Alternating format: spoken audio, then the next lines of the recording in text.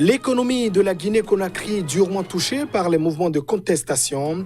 Les commerces sont pillés à l'occasion de ces manifestations. Le bout du tunnel est encore visiblement loin.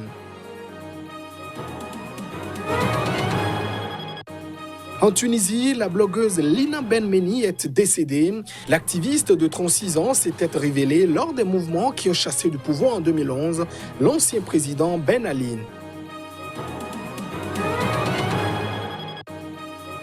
Et puis, le coronavirus, découvert en Chine, évolue à une vitesse inquiétante. Le nombre de personnes contaminées a franchi la barre des 40 000. Les autorités chinoises et sanitaires sont en alerte maximale. Voilà pour le sommaire de cette édition. Merci de nous préférer pour vous informer. L'économie de la Guinée-Conakry est à rude épreuve. Un impact accentué par plus de 3 mois de contestation. Or, ce pays de l'Afrique de l'Ouest est déjà l'un des pays pauvres du monde en dépit des richesses de son sous-sol. Habitants et experts de la Guinée s'accordent sur cette réalité. Les mouvements de colère ont drastiquement affecté l'économie du pays. La Guinée est le théâtre depuis mi-octobre de protestations durement réprimées et de troubles à travers le pays. Au moins 26 civils et un gendarme ont été tués dans des heurts. La tension est encore montée d'un cran ces dernières semaines. Des commerces ont été pillés, des bâtiments publics saccagés, des routes bloquées. Aucun signe de décrispation. L'opposition annonce 2 nouvelles journées de mobilisation à risque cette semaine. Le collectif de partis, de syndicats et de membres de la société civile qui mènent le mouvement se dit résolu à faire barrage au projet qu'il prête au président Alpha Condé de briguer un 3e mandat à la fin de l'année. Pourtant, l'actuelle constitution en limite le nombre à 2. Le collectif ne se contente pas de faire descendre les Guinéens dans la rue par centaines de milliers. Il appelle à la résistance, y compris dans le secteur économique. Il est donc demandé aux compagnies minières, aux banques, aux usines, aux stations-service et aux autres entreprises publiques et privées de suspendre toute activité les jours de manifestation. Difficile de chiffrer l'impact économique de la protestation, mais l'approvisionnement est totalement perturbé, d'après l'économiste et ancien ministre de la Pêche, Boubacar Bari. Du coup, les prix augmentent. La conséquence la plus évidente, c'est la baisse du pouvoir d'achat. L'économie pourrait souffrir encore plus si le mouvement se prolonge et si les syndicats rejoignent le mouvement.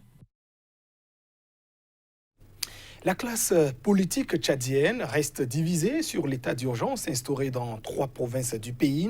Décrété le 20 août 2019, la mesure a été levée samedi dernier. Alors que la majorité présidentielle se réjouit de ce retour au calme, l'opposition, quant à elle, évoque toujours des exactions. Les détails.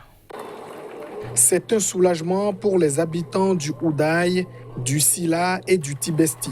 Ils vivaient sous état d'urgence depuis 5 mois. L'un des objectifs était notamment le désarmement des civils et le bilan est positif pour Jean-Bernard Padaré, porte-parole du MPS, le parti au pouvoir. Il y a eu plus de 10 000 armes à feu récupérées et la sécurité est totalement rétablie. Je crois que le comité qui a été mis en place doit continuer, appuyé par les autorités administratives et traditionnelles, pour continuer le travail de façon à ce que l'insécurité ne revienne plus, a-t-il martelé. Le comité de désarmement poursuivra ses opérations et sera renforcé en hommes. C'est ce qu'a annoncé le ministre de la Défense, sans préciser le nombre de militaires déployés sur le terrain. Mais pour l'opposant Mahamat Ahmad Al-Habo, président du Parti pour les libertés et le développement, le désarmement est sélectif. Le désarmement, tout simplement, a ciblé essentiellement 2 communautés. Plusieurs autres communautés qui habitent dans ces régions-là n'ont pas été désarmées et on a peur que les mêmes causes vont reproduire les mêmes effets. De son côté, la société civile parle d'une levée fictive de l'état d'urgence à l'approche des élections législatives et dénonce des exactions commises envers les populations, des accusations démenties par les autorités.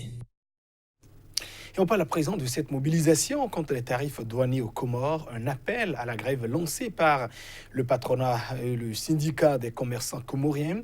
Le mouvement était largement suivi ce lundi dans la capitale Moroni. Supermarchés et commerces ont baissé leurs rideaux. Les deux marchés de la capitale étaient quasi déserts, de même que les trottoirs habituellement encombrés par les vendeurs ambulants. Quelques magasins ont cependant ouvert sous la pression des forces de l'ordre. Pour le président de l'organisation patronale des Comores, qui représente l'essentiel des chefs d'entreprise de l'archipel, les entrepreneurs sont excédés par le traitement méprisant fait au secteur privé. La douane s'amuse à modifier à la hausse les factures commerciales au motif qu'elles seraient falsifiées. Les manifestants déplorent que depuis 2016, la loi de finances augmente chaque année les droits de douane de façon exorbitante. Tout comme le patronat, les commerçants dénoncent l'augmentation continue des tarifs douaniers.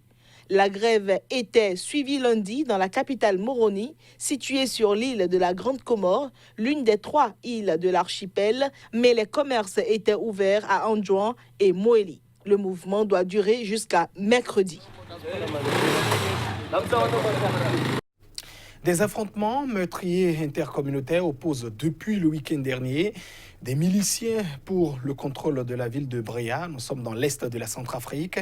A-t-on donc appris de sources humanitaires? La situation reste toutefois confuse et aucun bilan officiel n'est encore disponible. Mais plusieurs personnes ont affirmé avoir vu des cadavres dans les rues. Les tirs ont cessé. La MINUSCA s'est déployée partout dans la ville. Il y a un grand nombre de déplacés. C'est ce qu'a déclaré dimanche à l'AFP le porte-parole de la mission des Nations Unies en Centrafrique. Les combats ont débuté vers 5 heures du matin. Il y a eu des scènes de pillage et beaucoup de blessés au centre-ville qui ne peuvent pas être amenés à l'hôpital. Environ 9000 personnes se sont déjà déplacées vers l'aérodrome, précise un employé des Nations Unies sur place. Divers groupes armés et milices d'autodéfense se disputent le contrôle de Bréa, cité riche en diamants, depuis que la Séléka, une coalition de groupes rebelles, a pris le contrôle de cette partie du pays en 2012. C'est un conflit entre groupes ethniques, a indiqué un représentant de l'ONU dans le pays. Cela fait suite à des affrontements au sein du FPRC, a-t-il ajouté. Le Front populaire pour la renaissance de la Centrafrique, l'un des principaux groupes issus de l'ex-Séléka qui contrôlait la ville, s'est scindé ces derniers mois selon plusieurs sources présentes sur place. La ville de Birao, dans l'extrême nord du pays, a été ravagée par ce conflit pour le contrôle de l'axe routier vers le Soudan. Ces affrontements se sont depuis étendus à la préfecture voisine de Bréa. Le porte-parole du FPRC, Aboubakar Siddiq, conteste toute scission au sein de son mouvement. C'est une querelle. Nous sommes en train d'en chercher les vraies causes, a-t-il ajouté. Et cette nouvelle pas trop guère, nous avons appris ce lundi le décès de la blogueuse tunisienne Lina Ben Meni. Elle est âgée de 36 ans. Cette célèbre activiste était décédée des suites d'une longue maladie. Elle était à la pointe du soulèvement ayant donc chassé le régime de Ben Ali. C'était en 2011. Les hommages ont afflué après l'annonce du décès de cette militante tunisienne des droits humains dont le nom avait circulé pour le prix Nobel de la paix après la révolution ayant chassé Zine El Abidine Ben Ali du pouvoir. Avant même la chute de la dictature et malgré les risques, Lina Ben Meni avait durant des années témoigné sur Internet des dérives du régime. Pour alimenter son blog et Tunisian Girl, elle s'était déplacée dans de nombreuses villes défavorisées de l'intérieur du pays. Munie de sa petite caméra, elle avait retransmis via les réseaux sociaux les premières manifestations de colère des habitants contre le pouvoir. Après l'immolation par le feu du vendeur ambulant Mohamed Bouazizi le 17 décembre 2010, Lina Ben Meni avait été la première blogueuse à se rendre à Sidi Bouzid, le berceau de la révolution. Sa chronique de la Révolution en français, anglais et arabe fut le point d'orgue de cet engagement contre la dictature. Elle avait ensuite continué son militantisme pour défendre les droits fondamentaux en Tunisie, participant malgré sa santé fragile à de nombreuses manifestations et à des procès touchant à la liberté d'expression. Elle était restée combative jusqu'au bout. Son dernier billet sur la situation politique du pays a été publié dans la nuit de samedi à dimanche. Dès l'annonce de son décès, nombre d'internautes, élus, diplomates et représentants de la société civile ont exprimé leur tristesse. Le virus de Wuhan, découvert donc en Chine, continue de faire des victimes. Le nombre de cas de contamination est supérieur à 40 000 selon les estimations des chercheurs hongkongais. Les gouvernements doivent donc prendre des mesures idoines pour restreindre le déplacement des populations.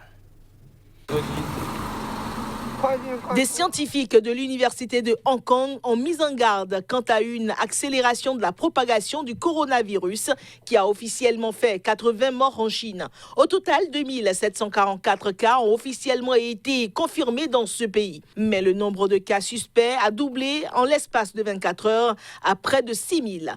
D'après les chercheurs, il faudrait se préparer au fait que cette épidémie particulière devienne une épidémie mondiale. En incluant les personnes qui en sont à la période d'incubation et qui ne présentent pas encore de symptômes, le chiffre approchait les 44 000 à la date de samedi dernier. Le nombre d'infections pourrait doubler tous les 6 jours pour atteindre un pic en avril et mai dans les zones déjà confrontées à une épidémie. Toutefois, des mesures efficaces de santé publique pourraient diminuer le rythme de contagion. En dehors de la Chine, le virus a d'ores et déjà été détecté dans une dizaine de pays jusqu'en Amérique du Nord et en Europe au travers de personnes qui arrivaient de Wuhan. Des pays africains sont également exposés. Les fortes pluies qui ont frappé le nord-ouest de Madagascar depuis dimanche dernier ont fait au moins 26 morts, 15 disparus et plusieurs sinistrés. L'opposition a lancé un appel au président de la République, André Rajoelina, pour déclarer l'état de catastrophe naturelle. Il y a environ 800 hectares de rizières qui ont été détruites par l'eau et la boue. Il s'agit de notre riz que l'on a cultivé de novembre à janvier qui a été ravagé. La région Alaotra-Mangora est connue pour être le grenier à riz de Madagascar, mais maintenant ce n'est plus le cas avec cette inondation. Nous sommes en danger. 2 communes, Mitsinjo et Maevatanana, ont été durement touchés par les pluies apportées par une zone de dépression. À Mitsinjo, dans la région de Bouéni, la crue de la rivière Lopi a emporté sur son passage 24 personnes, dont 4 ont été retrouvées mortes et 18 portées disparues. 4 autres personnes ont perdu la vie dans la même région, dans une autre commune. À Maevatanana, dans la région de Betsiboka, 9 personnes ont perdu la vie, dont la majorité se trouvait dans une zone minière. Les routes nationales 4 et 6, reliant le nord-ouest au reste du pays, sont coupées. Dans le district de Port-Berge, 700 mètres de route ont été emportés par les pluies. Le Bureau national de gestion des risques et des catastrophes souligne un risque d'insécurité alimentaire et de malnutrition à cause des inondations des plaines rizicoles et des bas-fonds, avec possibilité de flamber des prix des produits de première nécessité pour cause de rupture d'approvisionnement. Le Premier ministre Christian Ntse a qualifié la situation de perte nationale et appelé à l'aide internationale selon un communiqué de sa porte-parole. Ayant été la tropicale, Madagascar, éliminée dans l'océan Indien, le pays riche en biodiversité, fait face chaque année à une période de pluie très intense. Mesdames, Messieurs, ainsi se referme cette édition. Merci à vous de l'avoir suivi. Restez fidèles au programme de votre télévision CKTV. Au revoir.